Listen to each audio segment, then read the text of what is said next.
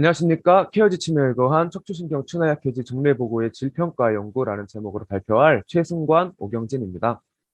애스트랙입니다. 저희 오늘 발표의 총 요약본입니다. 연구 목적입니다. 정례보고의 질 향상이 향후 한의학의 굳건한 근거 확립에 매우 중요한 역할을 할 것으로 생각합니다. 이에 저희들은 2013년 이후 척추신경 추나약해지에 게재된 정례보고의 질을 평가했고, 이를 바탕으로 보고의 질 개선 방향을 제안하였습니다. 연구 배경입니다. 정례 보고는 연구의 가설 설정 단계에서 중요하고 대조 연구로 이어지는 다리 역할을 합니다. 하지만 그 보고의 수준이나 내용 면에서 질이 아직 일정하지 않기에 이를 개선하기 위하여 2013년에 케어 그룹에서 케어 지침을 개발하였습니다. 현재 케어 지침은 각국의 여러 언어로 번역되어 제공되고 있으며 여러 의학학술지에서 정례 보고의 표준 지침으로 채택되었습니다. 한편 척추신경 추나약해지의 경우 2013년부터 20년까지 기간 동안 게재된 총 논문 중 정례 보고가 약 40%의 큰 비중을 차지하고 있습니다. 연구 재료 및 방법입니다. 총 60편의 정례 보고를 최종 대상으로 선정하였으며 이를 28개의 세부 항목별로 두 명의 연구자가 1차적으로 독립적으로 검토하였으며 1차 검토 후 의견이 일치하지 않은 항목에 대해서 2차로 논의 과정을 거쳤고 논의 과정을 통해서도 해결이 되지 않은 경우 세 번째 연구자와 3차로 최종적 논의를 거쳤습니다. 또한 케어 지침이 한의학 정례 보고를 위한 지침은 아니므로 선행 연구들을 참고하여 아래와 같은 두 가지 기준을 추가하였습니다. 질 평가 결과의 분석은 개별 정례 보고별 보고율, 연도별 보고율, 세부 항목별 보고율로 나누어 평가했는데 각 보고율은 충분함, 충분하지 않음, 보고되지 않음으로 평가된 항목 수를 퍼센트 값으로 전환하여 파악하였습니다.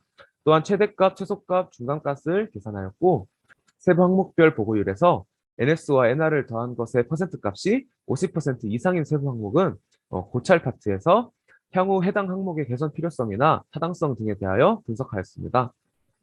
케어 지침 점검표입니다. 2013년 논문의 점검표, 한국어판 점검표, 2017년 논문의 점검표입니다. 이어서 결과 발표하겠습니다. 저희는 앞에서 평가한 결과를 총 세가지로 증례보고별, 보고연도별, 세부 항목별로 질적 수준을 분석하였습니다. 증례보고별 질적 수준을 보면 척추신경 추나이학회지의 증례보고는 전반적으로 보고 수준은 양호한 편이었지만 보고율이 고른 편은 아니었습니다. 하지만 국내 한의학 분야의 타 학회지와 비교해 보았을 땐 높은 편에 속하였습니다. 다음으로 보고 연도별 질적 수준입니다. 충분히 보고된 논문은 모든 연도에서 최소 42% 이상이었고 연도에 따른 질적 수준의 성장은 나타나지 않았습니다. 다음으로 세부 항목별 질적 수준입니다. 세부 항목이 28가지로 수가 많았기 때문에 저희는 50% 이상의 논문에서 충분하지 않음으로 보고된 항목, 50% 이상의 논문들에서 보고되지 않음으로 보고된 항목, 그리고 모든 논문에서 보고된 항목과 모든 논문에서 충분히 보고된 항목을 고찰해서 중점적으로 다루었습니다. 이 중에도 7번과 10번 항목은 각각 단 한 편의 논문을 제외하고는 98.33%에서 보고되지 않았는데 그 내용을 보면 먼저 연 대표는 중매 환자에게 있었던 핵심 사건들이 전개되는 과정을 한눈에 나타내는 표나 그림을 말합니다. 대다수의 증례보고에서 치료와 결과만 표로 정리되어 있었고 가족력, 증상 변화, 검사 결과 등을 포함하진 않았습니다.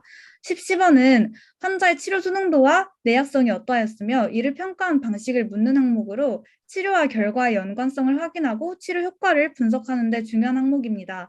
이 두 항목 모두 증례보고의 질 향상과 환자 중심 의료를 위해 더욱 개선이 필요하다고 생각되고요. 이 외에도 아래와 같은 항목들이 대다수의 연구에서 보고되지 않아 향후 개선이 필요합니다. 저희가 고찰한 내용은 우선 이 연구가 2013년부터 20년까지 척추신경 추나이학회지에서 게재된 논문들 중에 상당수에 해당하는 증례보고를 이 케어지침에 근거하여 그 질을 평가한 첫 번째 연구라는 점이고 이는 향후 증례보고의 질적 향상을 위한 하나의 지표가 될 수 있습니다.